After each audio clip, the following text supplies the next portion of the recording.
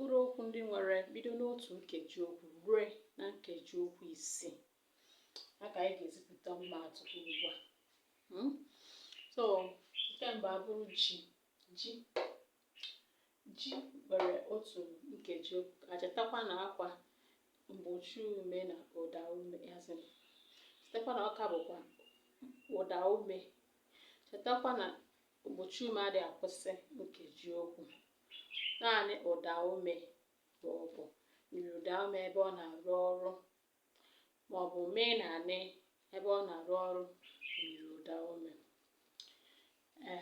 Ọzọ ekwu otu abụọ ka nwere nkeji okwu na kwue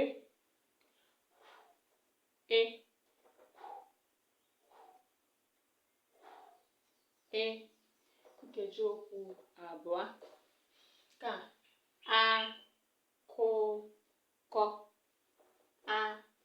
akụkọ nwere nkeji okwu atọ. Nchọta nkeji okwu atọ. N'ebe ụda ume ka eji ekeji ya bụ okwu maọbụ nyiri ụda ume. Nchekasị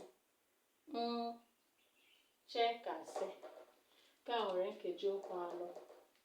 Ka bụ okirikiri nwere nkeji okwu 5. Nke ikpeazụ abụrụ abalị dị egwu. Ụda ume nwere ike ikwuru onwe abalị